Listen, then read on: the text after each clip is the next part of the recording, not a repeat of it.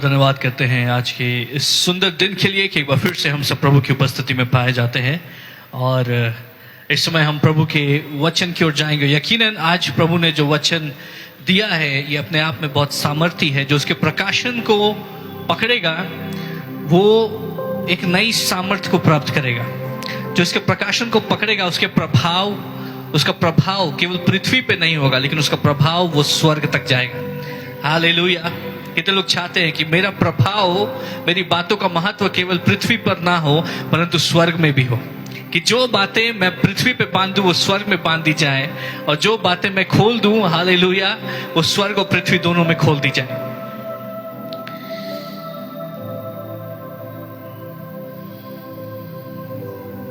Praise the Lord.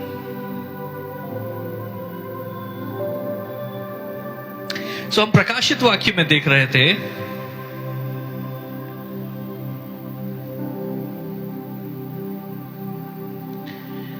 पांच अध्याय और उसका पहला पद, और यहां पर एक स्क्रोल के विषय में बात की जा रही है। एक ऐसी चिट्ठी, एक ऐसी पत्री जिसको कि सील से बंद कर दिया गया है। हालेलुया। पढ़े प्रकाशित वाक्य 5 अध्याय उसके पहले पद से। आज तेजी से हमें चलना है। और जो सिंहासन पर बैठा था, मैंने उसके दाहिने हाथ में एक पुस्तक देखी जो भीतर और बाहर लिखी हुई थी। मैंने उसके दाहिने हाथ में एक पुस्तक, यहाँ पुस्तक शब्द का प्रयोग किया गया है, लेकिन जो ओरिजिनल वर्जन है, इंग्लिश के वर्जन है, उस सब में पत्री, स्क्रोल शब्द का इस्तेमाल किया गया है। आपने देखा होगा पत्री कैसी हुआ करती थी, वो गोल होती थी, उसको ऐसे करके खोलते थे, उसके बाद पढ़ा जाता था। हालेलुया। तो यहाँ पे पत्री का इस्तेमाल किया गया है।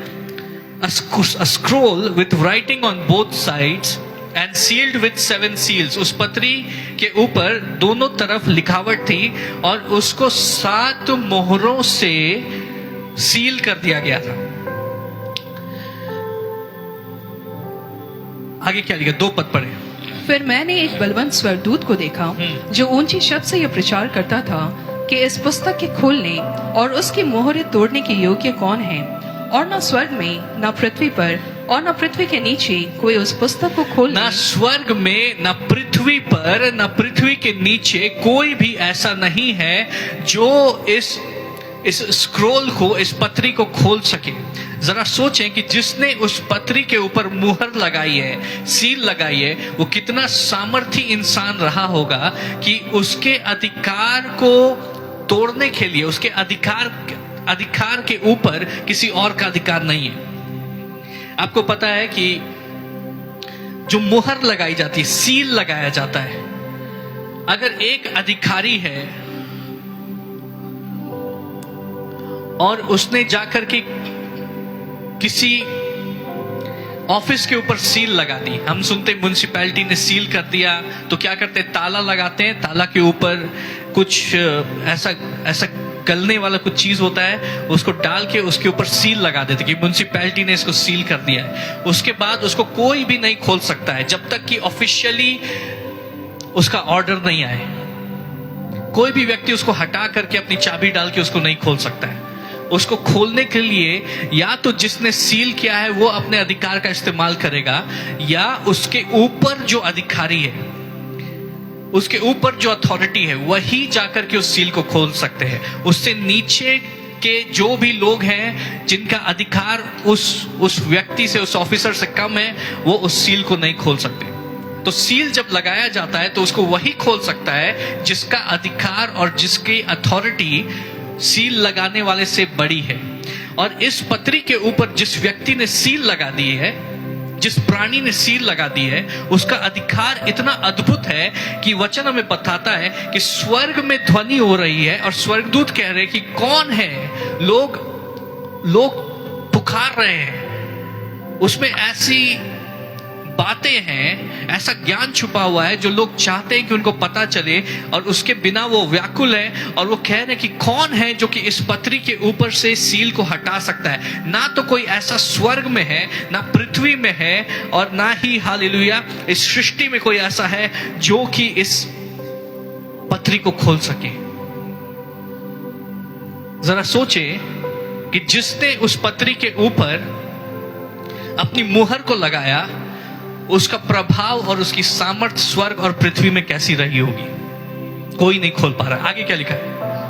और मैं फूट फूट कर रोने लगा। और फूट फूट कर रोने लगा। कोई वो रो रहे हैं लेकिन उस पत्री को खोल नहीं सकते। और ये कोई मनुष्य नहीं रो रहा है, ये स्वर्ग में जो प्राणी है वो रो रहे हैं। ये सामर्थी लोग हैं, ये स्वर्गदूत है, ये प्राचीन है, और वो कह रहे हैं कि मैं फूट फूट कर रोने लगा। आगे क्या लिखा है? क्योंकि उस पुस्तक के खोलने या उस पर दृष्टि करने के योग्य कोई न मिला। कोई नहीं, कोई दृष्टि करने के योग्य कोई न मिला। आगे क्या लिखा? तब उन प्राचीनों में से एक ने मुझसे कहा, हाँ। मत रो, देख यहूदा के गोत्र का वह सिंह जो दाऊद का मूल है, उस पुस्तक को खोलने और उसकी 7 मोहरें तोड़ने के लिए जयवंत हुआ है। और मैंने उस सिंहासन और प्रेज द लॉर्ड। सो यूहन्ना यहाँ पे इस दर्शन को देख रहे हो, कह रहे कि मैं रोने लगा क्योंकि कोई भी उसको खोल नहीं सकता था। और वहां पर स्वर्गदूत है, प्राचीन है, कोई खोल नहीं सकता। सब विलाप कर रहे हैं, सब जो है वो इस आशा में कि उस पुस्तक को खोला जाए। और जब वहां पर इस प्रकार से दुख है, जब व्याकुलता है, तो एक प्राचीन कहता है कि मत रो, देखो यहूदा का सिंह वो जयवंत हुआ है। जो अधिकार स्वर्ग और पृथ्वी में किसी के पास भी नहीं है, यहूदा के सिंह के पास में है, लायन ऑफ जूडा के पास में है। हालेलुया। जिन बातों को कोई नहीं कर सकता, जिन बंधनों को कोई नहीं खोल सकता, एक है जो जयवंत हुआ है, अपने लहू से जयवंत हुआ है, वो यहूदा का सिंह यीशु मसीह है। और अपने लहू की सामर्थ से वो हर एक बंद मुहर को खोल सकता है। उसका अधिकार सबसे ऊंचा है। Praise the Lord.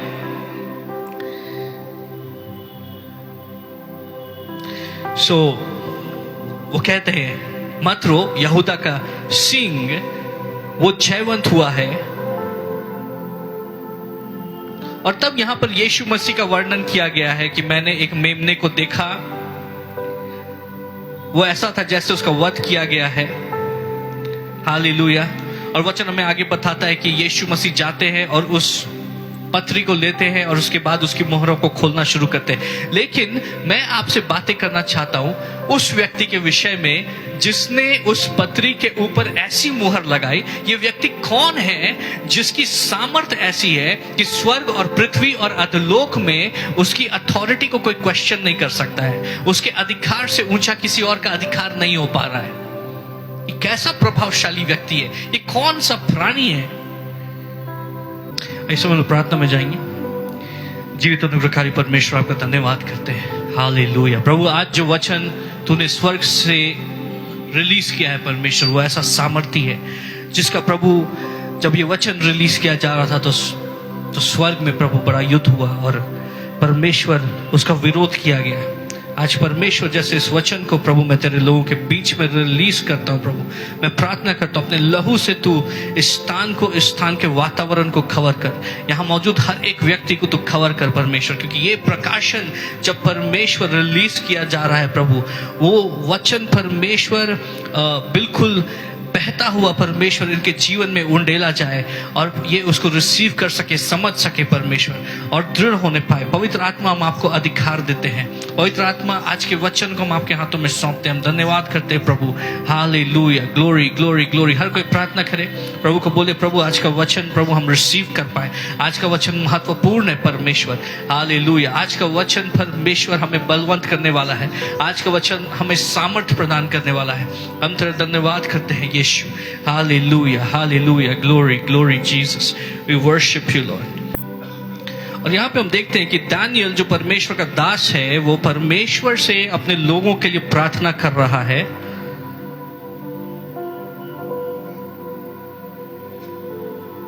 हम पढ़ेंगे 20 पद से। इस प्रकार मैं प्रार्थना करता रहा और अपने इजरायली जाति भाइयों के पाप का अंगीकार करता हुआ। अपने और अपने इजरायली भाइयों के पाप का अंगीकार। दानियल एक प्राइम मिनिस्टर है, वो इस दुनिया के एक सबसे सामर्थी राष्ट्र का प्राइम मिनिस्टर है। उसके पास सब कुछ है, लेकिन फिर भी वचन हमें बताता है कि दानियल दिन में 3 बार प्रार्थना किया करता था। हालेलुया। और वो इस प्रकार से प्रार्थना करता था, कोई भी उसको रोक नहीं सकता था। एक बार राजा ने ये हुक्म निकाला, ये आज्ञा दी कि मुझको छोड़ करके और किसी से प्रार्थना नहीं करना है। राजा ने अपनी प्रतिमा बनाई, बोला कि मुझको छोड़ के और किसी से प्रार्थना नहीं करना है। और जो ऐसा करेगा, जो मुझे छोड़ के और किसी देवता से प्रार्थना करेगा, उसको शेर की मांद में फेंक दिया जाएगा। और वो कहानी हमें मालूम है कि ये बात भी दानियल को नहीं रोक पाई। दानियल फिर भी प्रार्थना करता रहा। Praise the Lord. दानियल फिर भी प्रार्थना करता रहा और परमेश्वर ने दानियल को उस शेर की मांद से बचाया। जब दानियल को शेर की मांद में डाला गया तो शेरों के मुंह को परमेश्वर ने बंद कर दिया। हालेलुया। तो दानियल एक प्रार्थना करने वाला व्यक्ति था। और वचन हमें बताता है कि यीशु मसीह प्रार्थना क्या करते थे। यीशु मसीह जो कि खुद परमेश्वर है, यीशु मसीह जो खुद परमेश्वर है, जो पवित्र आत्मा की परिपूर्णता में चलते हैं, लेकिन वचन कहता है कि भोर होते ही यीशु मसीह अलग होकर के प्रार्थना करने के लिए जाते थे और वो घंटों प्रार्थना में बिताते थे। और वचन इस प्रकार से कहता है कि रात को सारा काम खत्म करके, प्रचार करके, लोगों के लिए चंगाई के लिए प्रार्थना करके, लोगों की हालेलुया उनसे बातें करके, उनकी काउंसलिंग करके, यीशु मसीह जब सब कुछ खत्म हो जाता और लोग थक करके, हार के वो सो जाते, तब यीशु मसीह उठकर रात को ऐसे स्थान में जाते जहां उनको कोई डिस्टर्ब ना करे और वहां पर जाके यीशु मसीह प्रार्थना करते थे। जब परमेश्वर के पुत्र को प्रार्थना करने की आवश्यकता है तो जरा सोचे कि मुझको और आपको प्रार्थना करने की कितनी आवश्यकता है। आज बहुत सारे विश्वासी हारा हुआ जीवन जीते हैं क्योंकि उनको ये भेद नहीं मालूम है कि प्रार्थना से सामर्थ बहती है। सामर्थ का जो रहस्य है, जो सीक्रेट है, वो प्रार्थना में छुपा हुआ है। अगर आपके प्रार्थना का जीवन कमजोर है तो आपका आत्मिक जीवन कमजोर होगा, और अगर आपका आत्मिक जीवन कमजोर है तो आपके भौतिक जीवन में आप उसके प्रभाव को देखेंगे। तब हम बदहाली देखते हैं, तब हम बीमारी देखते हैं, तब हम हार देखते हैं। लेकिन जिनके प्रार्थना का जीवन मजबूत है, हालेलुया, उनकी सामर्थ और उनकी महिमा अलग होती है। वचन हमें बताता है कि यीशु मसीह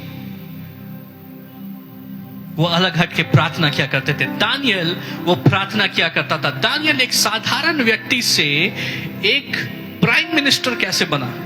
वो गुलाम बन करके उस राष्ट्र में गया था, लेकिन वहां पर बेबीलोन में दानियल को कैसे प्राइम मिनिस्टर बनाया गया, उसके पीछे रहस्य क्या है।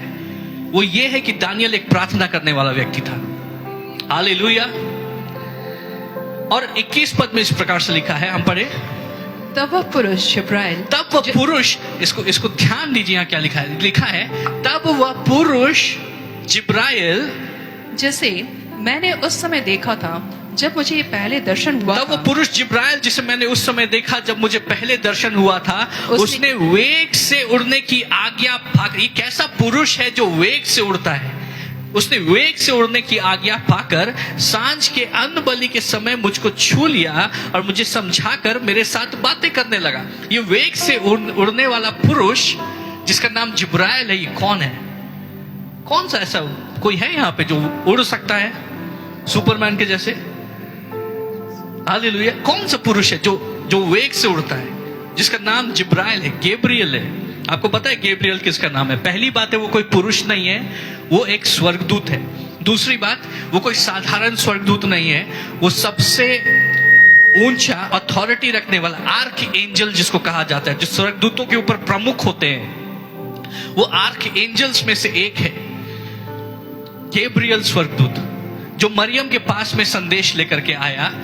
और वो हालेलुया, वचन में बता रहा है कि वो दानियल के सामने जब आया तो दानियल से ऐसे बातें करता है जैसे कि एक पुरुष किसी दूसरे व्यक्ति से बातें करता है। दानियल कह रहा है वो पुरुष जिब्राइल वो मेरे पास आया।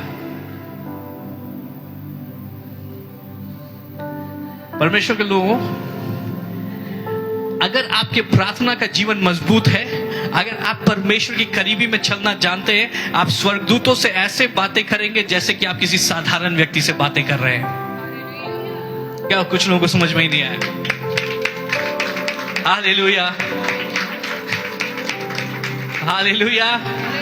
आप छोटी बातों के लिए यहाँ पर आए हैं। आप सोच रहे मेरा घर बन जाए, मेरे बच्चे अच्छे से पढ़ जाए, हालेलुया, मुझे जॉब मिल जाए, ये सब छोटी बातें। वो व्यक्ति जो कि स्वर्गदूतों से ऐसे बातें करता है जैसे कि वो कोई व्यक्ति है, वो इसका मित्र है, एक आम मनुष्य की तरह, वो एक आर्क एंजल से, स्वर्गदूतों के प्रधानों से वो ऐसे बातें कर रहा है जैसे कि वो आम व्यक्ति। आप सोचिए कि दानियल किस स्तर पे है, किस लेवल पे वो पहुंच गया है।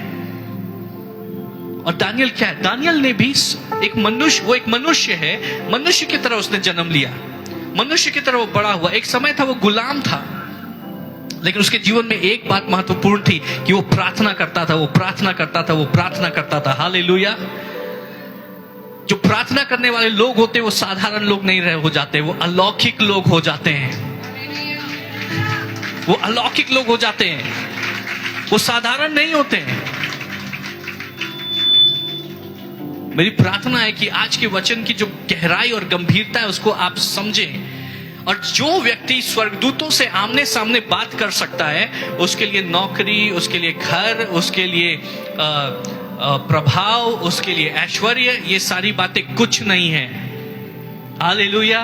ये सब छोटी बातें हो गई उसके लिए। वो ऐसे स्तर पे, ऐसे लेवल पे चला गया है जहां स्वर्गदूत उससे आकर के बातें कर रहे हैं। और वचन कहता है वो पुरुष, वो आदमी Gabriel,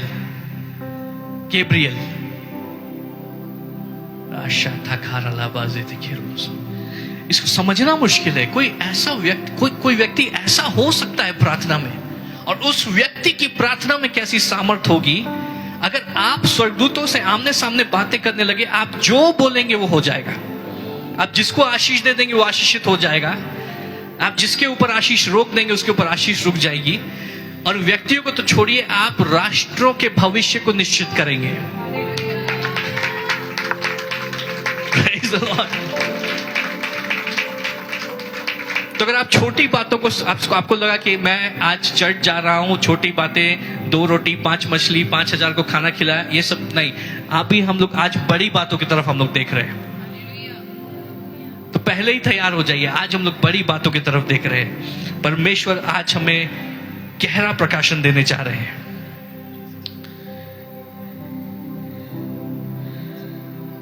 hallelujah. Praise the Lord, praise the Lord.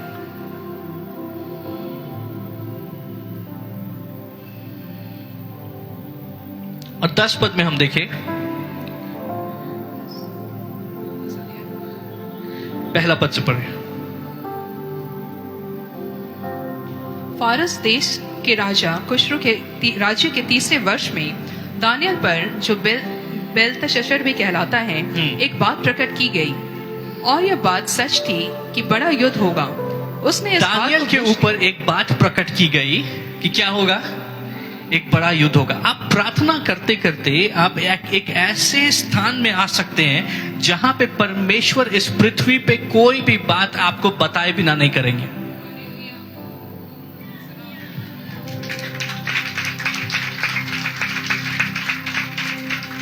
पृथ्वी पे कुछ भी हो रहा है, परमेश्वर बोलेंगे अभी तक मैंने अपने बेटे को, अपने बेटी को इसके विषय में बताया नहीं है। जब तक उसको इन्फॉर्मेशन नहीं जाएगा तब तक हम कुछ नहीं कर सकते हैं। तो पहले मेरे बेटे और मेरे बेटी को बताना होगा कि क्या करना है। जितने लोगों को याद है, इस साल के शुरू होने के, जब न्यू ईयर की सर्विस में मैंने कहा था, जिन बातों को मैंने कहा था वो अब पूरी हो रही है। मैंने 2 बातें बोली थी, उसके साथ और भी बातें बोली थी, लेकिन 2 बातों की तरफ मैं आपका ध्यान खींचूंगा। मैंने पहली बात कही थी कि ऐसे ऐसे प्राकृतिक आपदाएं आएंगी जिसके विषय में हमने सोचा नहीं था। हमने अभी बीते महीने में उन जगहों पे बाढ़ के विषय में सुना है जहां पे बाढ़ उस प्रकार से आती नहीं है। जम्मू और कश्मीर में कब बाढ़ आई थी? कब उस स्थान में बाढ़ आई थी? पंजाब में इस प्रकार से बाढ़ को हमने पहले नहीं देखा। बहुत पहले एक बाढ़ आई थी, वो भी इस प्रकार की नहीं रही होगी। और अभी और बातों का खुलना बचा है।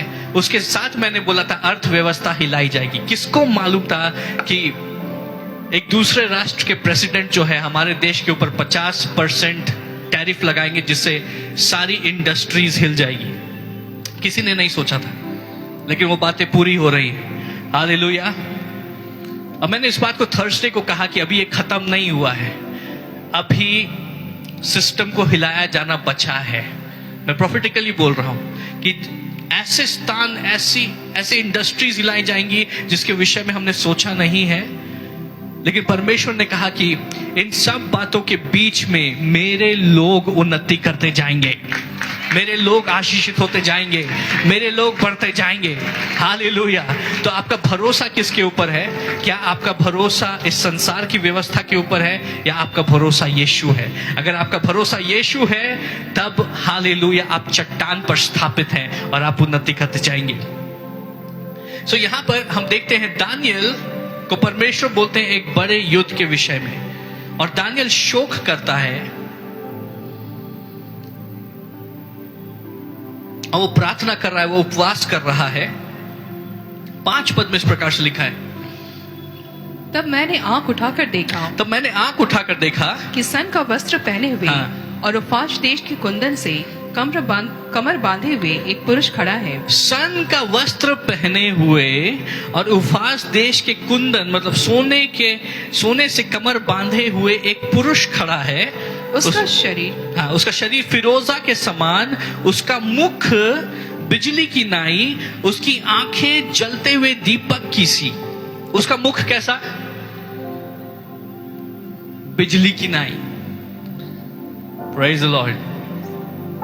बहुत सारे लोग से मैं पूछता हूं, क्या आप इस कलीसिया में लोगों ने मुझे बताया है कि मैंने एक दर्शन देखा, दर्शन में एक व्यक्ति को देखा जो कि सफेद वस्त्र पहने हुए है। और मैंने पूछा उनका चेहरा कैसा था? बोलते उनका चेहरा नहीं देख पाए, उनका चेहरा इतना चमक रहा था, नहीं देख पाए। आपको पता है क्यों? यीशु मसीह का चेहरा बिजली के समान है, आप उसको नहीं देख सकते। आप नहीं बता सकते उनकी नाक कैसी है, उनकी आंखें कैसी है। उनका चेहरा बिजली के समान चमकता है, उनकी आंखें आग के समान धधकती है। यहाँ पे क्या लिखा है? तब मैंने आंखें उठाकर देखा कि सन का वस्त्र, लिनन की वस्त्र पहने हुए और उफास देश के कुंदन से कमर बांधे हुए एक पुरुष खड़ा है। उसका शरीर फिरोजा के समान, उसका मुख बिजली की नाई, उसकी आंखें जलते हुए दीपक की सी, उसकी बाहें और पांव चमकते हुए पीतल के से, और उसके वचनों के शब्द भीड़ों के शब्द का सा था। उसके विषय में ऐसा भी लिखा है, साउंड ऑफ मेनी वाटर्स, जैसे कई जलप्रपात उसकी ध्वनि, कई सारे जलप्रपात एक साथ उसकी आवाज आ रही है, वैसे प्रभु की आवाज होती है। यहां पर जिस व्यक्ति का जिक्र किया गया है ये खुद यीशु मसीह है। यही जिक्र हम प्रकाशित वाक्य में भी देखते हैं। लेकिन दानियल की पुस्तक जब लिखी जा रही है, दानियल जिस समय में मौजूद है वो यीशु मसीह के जन्म से सैकड़ों साल पहले है, लेकिन फिर भी वो यीशु मसीह से मुलाकात कर रहा है। अभी तक यीशु मसीह का पृथ्वी पर जन्म नहीं हुआ, लेकिन वो यीशु मसीह से मुलाकात कर रहा है। हालेलुया। ये दानियल कैसा व्यक्ति बन गया है कि यीशु अपने आप को उस पे अपने जन्म से पहले प्रकट कर रहे हैं। आपको समझ ही नहीं आ रहा है? कितनों को समझ में आ रहा है? हालेलुया। दानियल का प्रभाव कैसा है? और आगे क्या लिखा है? उसको केवल मुझ दानियल ही ने देखा और मेरे संगी मनुष्यों को उसका कुछ भी दर्शन नहीं हुआ, परंतु वे बहुत ही थरथराने लगे और छिपने के लिए भाग गए। तो उसके साथ में और उसके लोग हैं, उसके ऑफिसर्स हैं। दानियल जो है वो प्राइम मिनिस्टर है, उसके कमांडोज हैं, उसके ऑफिसर्स हैं। लेकिन जब यीशु मसीह दानियल के सामने प्रकट होते तो और कोई यीशु को नहीं देख पाता है। यीशु को देखने का जो आशीष है वो उन्हीं लोगों को मिलती है जो उसको खोजते हैं और जो प्रार्थना में मजबूत है, जो प्रार्थना में। और कोई नहीं देख पा रहा है। जो आशीष दानियल के लिए वो दूसरों के लिए नहीं है, लेकिन वो उनको ये समझ में आ रहा है कि एक सामर्थ्य स्थान में बह रही है और वो थरथराने लगे। ऐसी अद्भुत सामर्थ्य स्थान में वो घबराने लगे, वो छिप गए। और दानियल वहां परमेश्वर से, यीशु मसीह से आमने सामने बातें कर रहा है।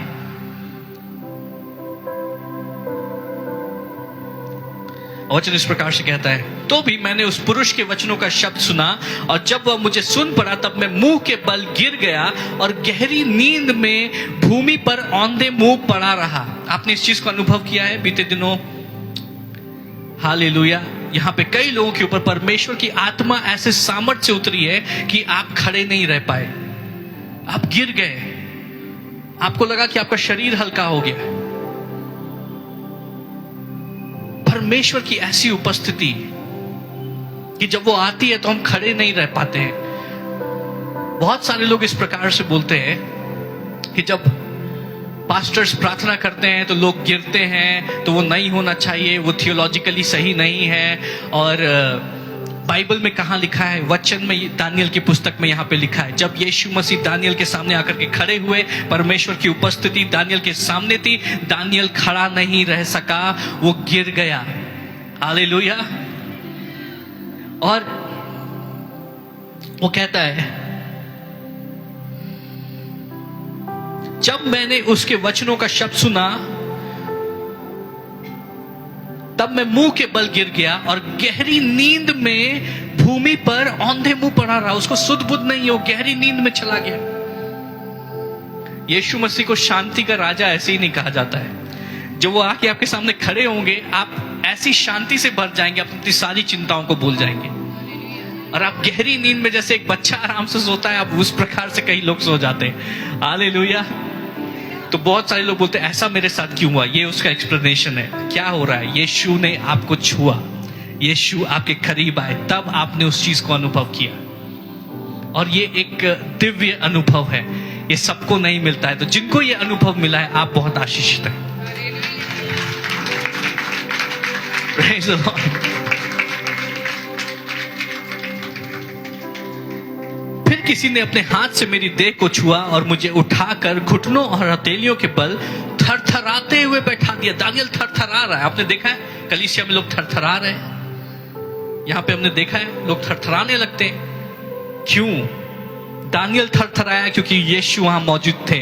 यहां लोग थरथराते हैं क्योंकि यीशु यहां मौजूद है। हालेलुया।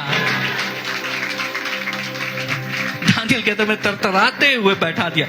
ऐसा व्यक्ति जो जिब्राइल स्वर्गदूत को कहता है कि वो पुरुष, वो आदमी, वो दानियल ऐसे आत्मिक स्तर पे है, इतने ऊंचे आत्मिक स्तर पे है कि वो स्वर्गदूतों से ऐसे बातें करता है जैसे कि वो किसी आम मनुष्य से बातें कर रहा है। जबकि स्वर्गदूत अगर आके खड़े हो जाए तो लोग उस स्वर्गदूतों के सामने खड़े नहीं रह पाते। उसका अर्थ यह है कि दानियल, उसके अंदर महिमा को झेलने की एक कैपेसिटी है। हालेलुया। वो महिमा को सह सकता है। तो वो गैब्रियल को कहता है कि वो आदमी, वो स्वर्गदूतों से आदमियों के समान बातें कर रहा है, लेकिन जब यीशु आए तो थरथरा रहा है, वो खड़ा नहीं हो पा रहा है। Praise the Lord. तब यीशु दानियल से कहते हैं, तब उसने मुझसे कहा, हे दानियल, हे अति प्रिय पुरुष, जो वचन मैं तुझसे कहता हूं उसे समझ ले और सीधा खड़ा हो।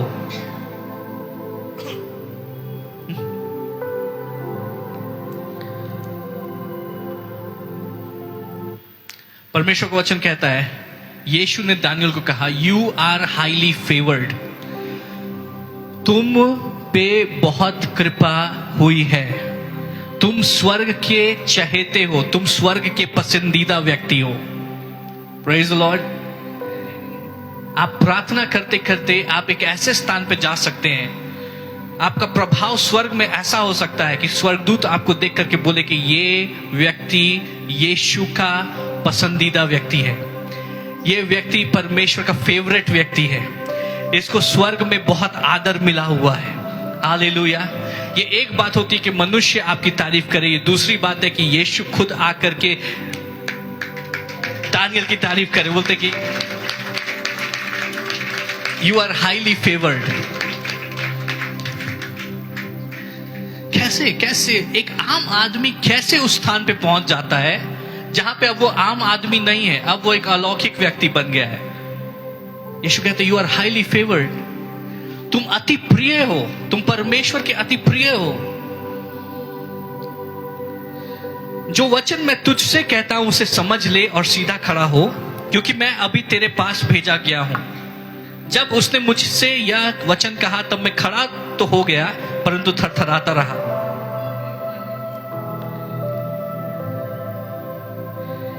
12 पद पढ़े।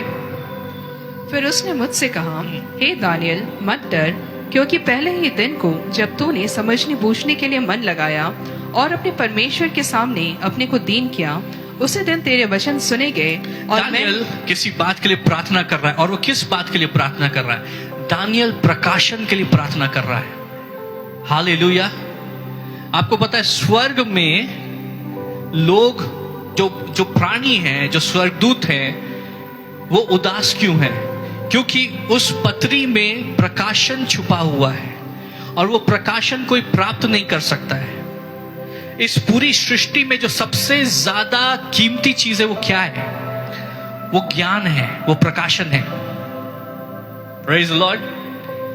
अगर कोई व्यक्ति बदहाली में वो चाहता है कि मैं ऐसे स्थान में आऊं जहां पे मेरे पास बहुत आशीष है, मैं कईयों को दूं और मुझे किसी से लेने की आवश्यकता ना हो, आपको ज्ञान की आवश्यकता है।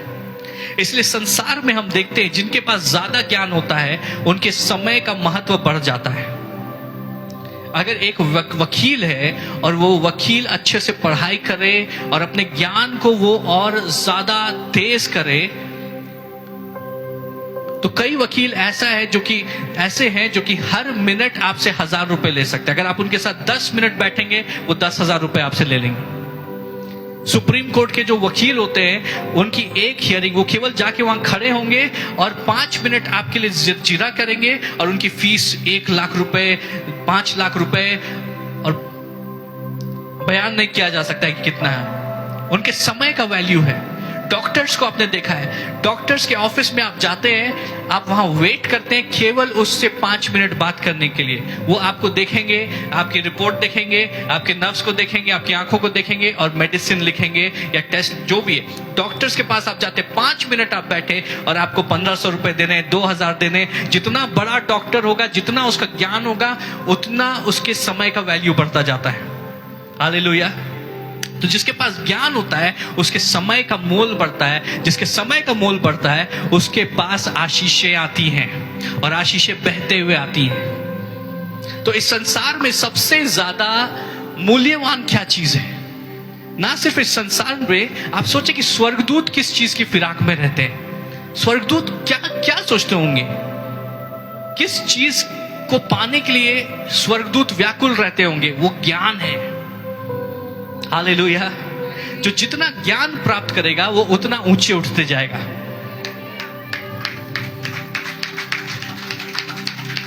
Praise the Lord. अब मेरी बात ध्यान से सुने। अगर आप बीमार हैं, आपको चंगाई से ज्यादा आपको ज्ञान की आवश्यकता है कि मैं विश्वास में कैसे चलूं, मैं परमेश्वर के वचन से चंगाई को कैसे लूं, मैं अपनी चंगाई को रिसीव कैसे करूं, मैं अपनी चंगाई को बना के कैसे रखूं। हालेलुया। अगर आप अपने जीवन की परिस्थितियों को बदलता हुआ देखना चाहते हैं, आपको ज्ञान की आवश्यकता है कि मैं परमेश्वर की आशीषों को अपने जीवन में लागू कैसे करूं। आपको जो भी चीज चाहिए उसका ज्ञान आपके पास में होना चाहिए। ज्ञान आपके लिए आशीषों का जरिया बनेगा। सुलेमान को परमेश्वर ने आशीषित किया, और सुलेमान को परमेश्वर ने ज्ञान की आशीष दी, लेकिन उसके साथ में 3 आशीषें पीछा करती है। ज्ञान के साथ में हमेशा धन फॉलो करता है। हालेलुया।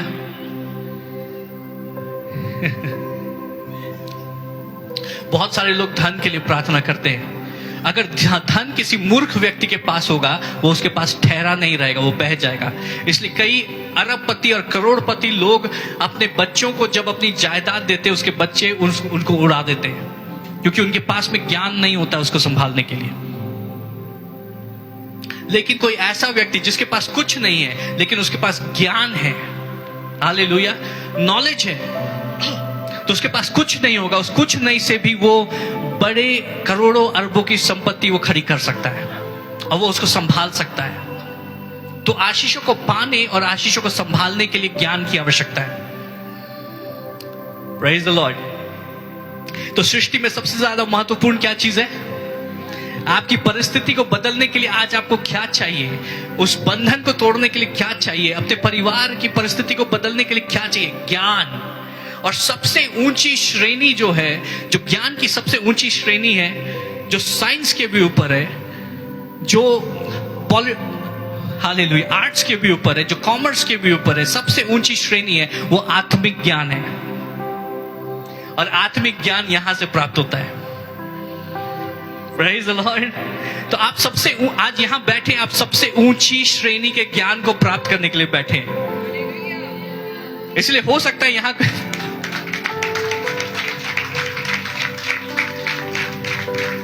Praise the Lord। तो बहुत सारे लोग जो है, हालेलुया, वो सोच रहे होंगे क्या प्रचार हो रहा है, मुझको समझ में नहीं आ रहा है। ये कॉमन है, नॉर्मल है, क्योंकि यहां पे हम गहरी बातों को कर रहे हैं, हम हल्की बातों को नहीं कर रहे।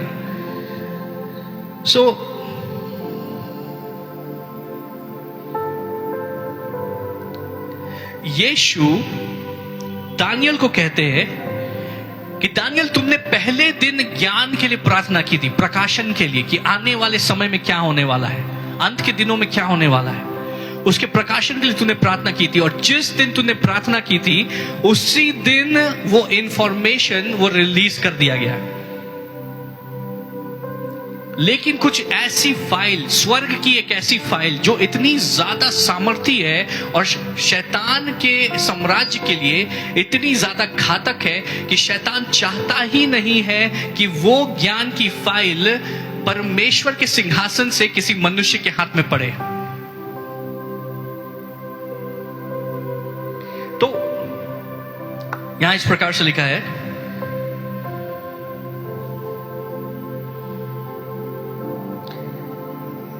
दानियल मत डर, क्योंकि पहले ही दिन को जब तूने समझने बूझने के लिए मन लगाया और अपने परमेश्वर के सामने अपने को दीन किया, उसी दिन तेरे वचन सुने गए और मैं तेरे वचनों के कारण आ गया हूं। फारस के राज्य का प्रधान 21 दिन तक मेरा सामना किए रहा, परंतु मिखाएल जो मुख्य प्रधानों में से है वह मेरी सहायता के लिए आया, इसलिए मैं फारस के राजाओं के पास रहा। हालेलुया। सो यहां पर जो हिंदी का अनुवाद है उसमें एक बात वो मिल जा रही है, लेकिन जब हम इंग्लिश में पढ़ते हैं, जब ओरिजिनल वर्जन में पढ़ेंगे, और जितने बाइबल के विद्यार्थी हैं वो इस बात को बताते हैं कि इस चैप्टर में दानियल के साथ में जो बातें कर रहे हैं, यहां पे 4 दिव्य व्यक्तियों का वर्णन किया जाएगा। यहां पर हम देखते हैं कि यीशु मसीह वहां पर आकर के खड़े हुए, हालेलुया, और यीशु मसीह के साथ में जिब्राइल स्वर्गदूत है। तो यीशु मसीह से, परमेश्वर से दानियल ने प्रकाशन की बातों को मांगा, परमेश्वर ने प्रकाशन की बातों को जिब्राइल स्वर्गदूत के द्वारा रिलीज किया। लेकिन जिब्राइल स्वर्गदूत जब आ रहा था तो रास्ते में शैतान, जो कि फारस का राजकुमार जिसको कहा गया है, प्रिंस ऑफ पर्शिया, वो उस ज्ञान का विरोध करने लगा। Praise the Lord. 13 पद में इस प्रकार से लिखा है, फारस के राज्य का प्रधान 21 दिन तक मेरा सामना किए रहा, परंतु मिखाएल जो मुख्य प्रधानों में से है वह मेरी सहायता के लिए आया, इसलिए मैं फारस के राजाओं के पास रहा। और अब मैं तुझे समझाने आया हूं कि अंत के दिनों में तेरे लोगों की क्या दशा होगी, क्योंकि जो दर्शन तूने देखा है वह कुछ दिनों के बाद पूरा होगा। ये कौन सी फाइल है आपको मालूम है?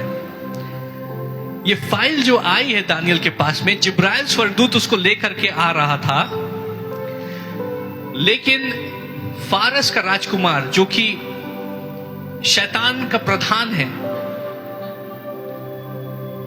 वो उस ज्ञान को मनुष्यों तक नहीं पहुंचने देना चाहता है, और वहां पर युद्ध होता है 21 दिनों के लिए। अब आप सोच सकते हैं, स्वर्गदूतों के बीच में 21 दिनों के लिए युद्ध हो रहा है, और कैसा युद्ध हो रहा है कि शत्रु जिब्राइल स्वर्गदूत को आगे बढ़ने नहीं दे रहा है। वो फाइल में क्या ऐसा है इतना महत्वपूर्ण, और वो फाइल में अगर कुछ ऐसी महत्वपूर्ण बातें हैं तो वो दानियल को क्यों दी जा रही है? दानियल कौन है जो परमेश्वर उसको बताए बिना कुछ कार्य नहीं करते, और अंत के समय की गहरी और गूढ़ रहस्य की बातें वो दानियल के पास पहुंचाई जा रही हैं?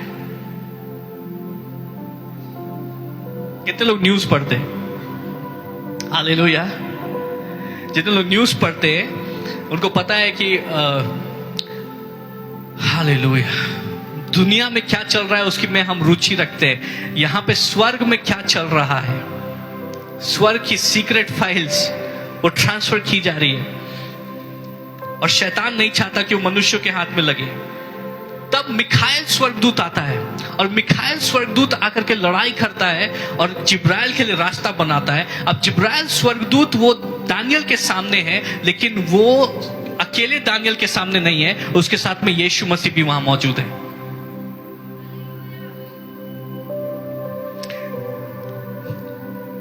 Praise the Lord.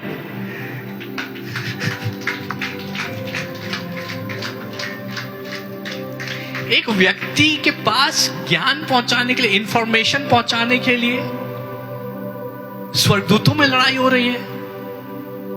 एक व्यक्ति के पास नॉलेज पहुंचाने के लिए यीशु मसीह वहां पर आए हैं। ये व्यक्ति कौन है?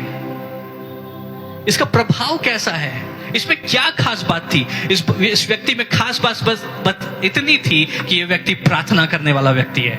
ये दिन में 3 बार प्रार्थना करता है। अगर आप पूरी ईमानदारी के साथ में प्रार्थना करने लगे, अपने जीवन की छोटी मोटी बातों को छोड़ दीजिए, स्वर्ग की बड़ी बड़ी बातों में आपकी दखल होगी।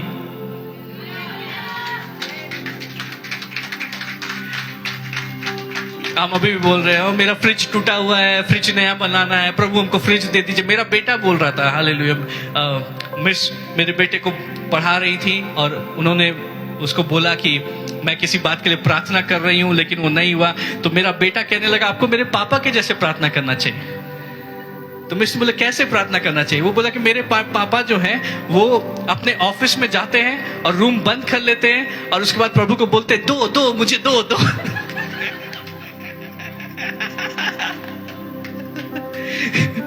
उसको जितनी वो कहता है कि फिर पापा जो प्रार्थना करते हैं वो हो जाता है। उसको उतनी समझ है कि पापा जाते हैं रूम को बंद करते हैं, उसको कैसे प्रार्थना करते हैं वो उसको नहीं मालूम है। वो अपने हिसाब से सोच रहा है। जैसे मैं पापा से जिद करता हूं कि मेरे को दो, तो पापा भी यीशु बाबा को बोलते होंगे दो मुझे दो। लेकिन प्रार्थना से बड़ी बातें होती हैं। हालेलुया। प्रार्थना से बड़ी बातें होती हैं। प्रार्थना से आपके जीवन में बड़े छुटकारे होंगे। आज हम अपनी कई आशीषों को रिसीव नहीं कर पा रहे क्योंकि हम प्रार्थना नहीं कर रहे हैं। प्रार्थना का अर्थ क्या होता है? प्रार्थना का अर्थ होता है परमेश्वर से बातचीत करना। बहुत सारे लोग बोलते हैं मुझे प्रार्थना करना नहीं आता है। आपको बात करना आता है तो आपको प्रार्थना करना भी आता है। हालेलुया। प्रार्थना करना मुश्किल नहीं है। उसके लिए आपको बड़े सुंदर शब्दों का, बड़े भारी शब्दों का प्रयोग नहीं करना है। जैसे एक बच्चा अपने पिता से बातें करता है, अपने पिता के साथ समय व्यतीत करता है, वैसे आप प्रार्थना कर सकते हैं। आपको केवल प्रभु के पास जाना है, प्रभु को बोलना है प्रभु मैं तुझसे बातें करना चाहता हूँ, प्रभु मैं तेरी आवाज को सुनना चाहता हूँ, तेरी बातों को रिसीव करना चाहता हूँ, मेरे दिल में जो है प्रभु मैं तेरे साथ शेयर करना चाहता हूं। अगर आप प्रभु के साथ में बैठेंगे, उनसे बातें करेंगे, आपका रिश्ता प्रभु के साथ मजबूत होता जाएगा, आपका आत्मिक स्तर और आपका अधिकार बढ़ते जाएगा, आपके जीवन में अभिषेक बढ़ते जाएगा। हालेलुया। मुश्किल बातें आपके लिए आसान हो जाएंगी। तो परमेश्वर बोलेंगे स्वर्ग में जो हो रहा है पहले मैं अपने बेटे को बताऊंगा। दानियल ऐसे स्तर में प्रार्थना करते करते पहुंच गया कि वो संसार के सबसे शक्तिशाली राष्ट्र का सबसे शक्तिशाली व्यक्ति बन गया, लेकिन वो भी उसके लिए छोटी हो गई। क्या हो अगर आप इतने सामर्थी और इतने प्रभावशाली होते जाए, ना सिर्फ पृथ्वी में परंतु स्वर्ग में भी, कि आपका घर आपकी आशीषों को समेटने के लिए छोटा हो जाए, आपकी सोसाइटी आपको आशीषों को समेटने के लिए छोटी हो जाए। हालेलुया। आप जिस शहर में रहते हैं वो शहर आपके प्रभाव को समेटने के लिए छोटा हो जाए। आप जिस सिटी, जिस स्टेट में रहते हैं, जिस कंट्री में रहते हैं, वो आपकी आशीषों को नहीं समेट सके। यहां तक कि आपका प्रभाव स्वर्ग तक जा रहा है और कोई उसको समेट नहीं पा रहा है।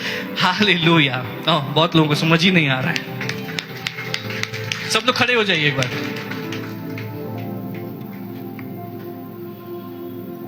थोड़ा सा हिलिए, डुलिए, अपने शरीर को रिलैक्स कर लीजिए।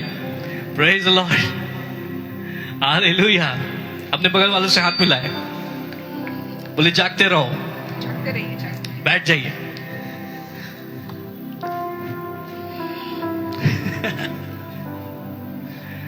अगर आज जो मैं आपको बता रहा हूं इसको आपने पकड़ लिया, आपका जीवन बदल जाएगा। आप प्रार्थना के लिए नहीं भाग रहे होंगे, आपकी प्रार्थनाओं से बड़े बड़े छुटकारे हो रहे होंगे। हालेलुया।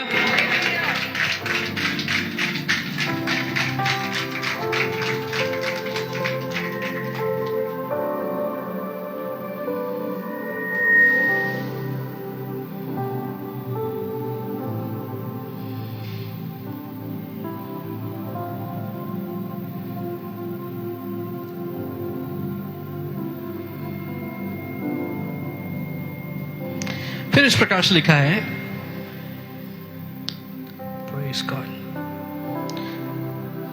Hallelujah, glory, glory, धन्यवाद यीशु।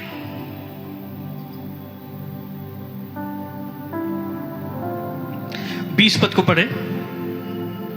तब उसने कहा, क्या तू जानता है कि मैं किस कारण तेरे पास आया हूँ? अब मैं फारस के प्रधान से लड़ने को लौटूंगा और जब मैं निकलूंगा तब यूनाना का प्रधान आएगा। यहां पर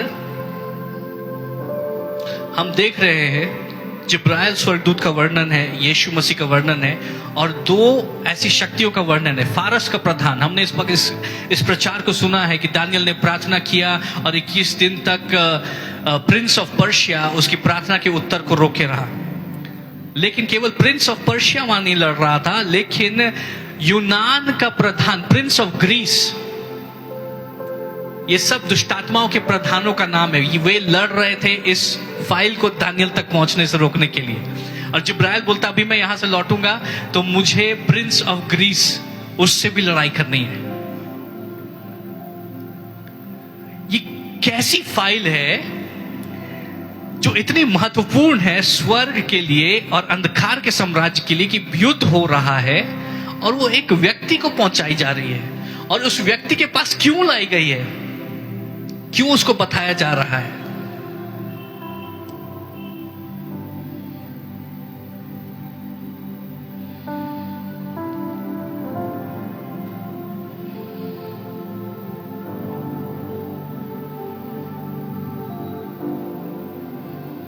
Praise God. Hallelujah.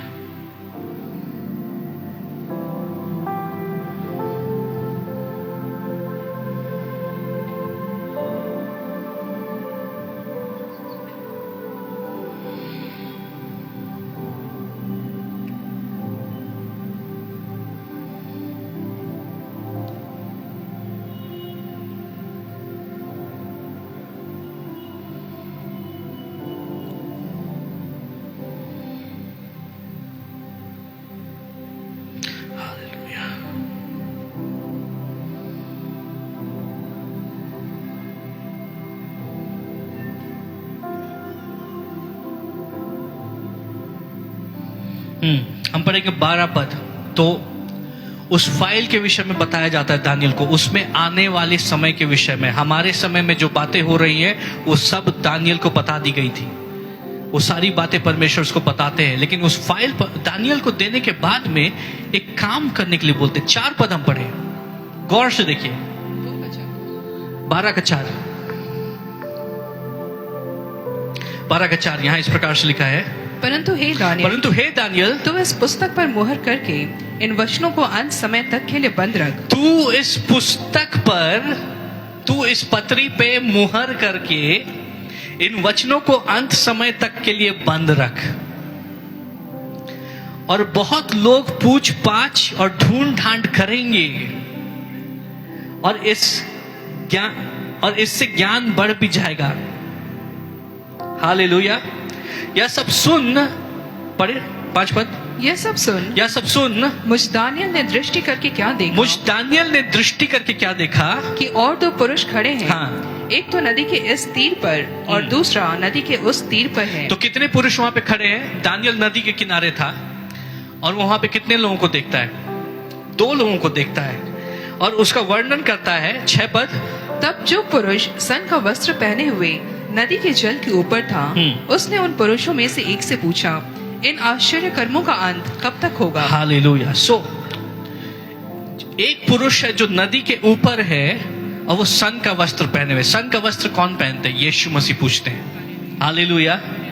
2 लोग मौजूद है और वहां पर हम जिब्राइल को देख रहे हैं और मेरा अनुमान ये कि जो तीसरा व्यक्ति है वो वहां पे मिखाइल स्वर्गदूत भी मौजूद है, लेकिन हम यीशु मसीह और जिब्राइल को देख रहे हैं। और 4 पद इस प्रकार से बताता है कि यीशु दानियल को कहते हैं, इस पुस्तक पर मुहर करके इन वचनों को अंत समय तक के लिए क्या कर दे?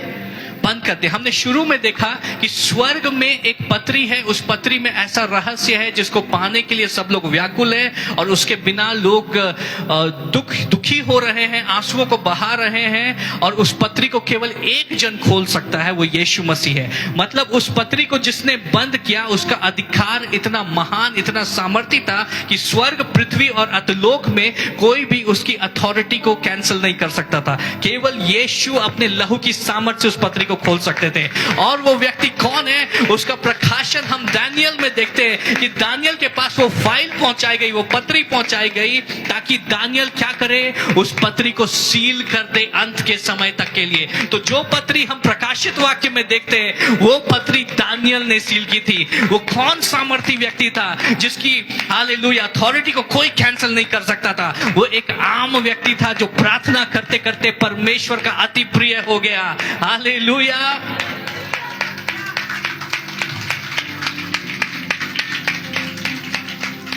क्या आप एक आम व्यक्ति हैं? क्या आप भी दानियल के समान हैं? क्या आप भी लहू और हड्डी और मांस से बने हुए हैं? अगर दानियल प्रार्थना के द्वारा इतना महान, इतना सामर्थ्य हो सकता है कि अगर वो किसी पत्री के ऊपर सील लगा दे तो स्वर्ग, पृथ्वी और अधोलोक में कोई उसको खोल नहीं सकता, तो आप और हम प्रार्थना से क्या कर सकते हैं?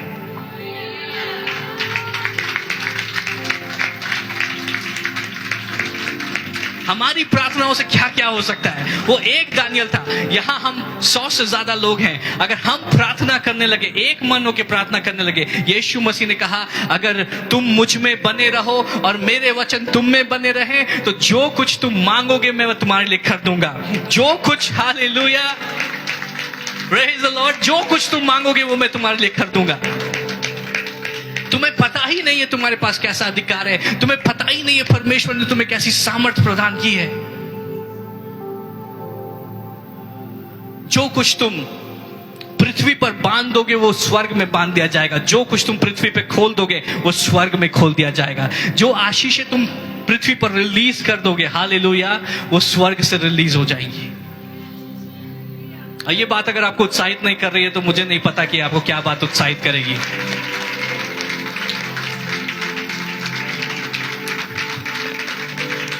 अपने बगल वाले को बोले तुम सामर्थी हो, तुम सामर्थी हो। बस फर्क यह है कि तुम अपनी सामर्थ्य का इस्तेमाल नहीं कर रहे हो। अपनी सामर्थ्य को हम कैसे इस्तेमाल कर सकते हो? प्रार्थना के द्वारा। आपको घर बनाना है, प्रार्थना करना शुरू करिए। आपके परिवार में शांति चाहिए, प्रार्थना करना शुरू करिए। अपने बच्चों के जीवन से नशे का बंधन तोड़ना है, आंसुओं के साथ प्रार्थना करना शुरू करिए। हालेलुया, प्रार्थना करना शुरू करो, तुम्हारा जीवन बदल जाएगा, तुम्हारी परिस्थितियां बदल जाएगी, तुम परमेश्वर की महिमा को अपने जीवन में देखोगे। हालेलुया, स्वर्ग पृथ्वी पर उतर आएगा। प्रार्थना तो करके देखो। आइए हम अपने स्थानों में खड़े हो जाएं। हालेलुया, शब्द खारला बाजा दिखिरो नो सुतो। हालेलुया।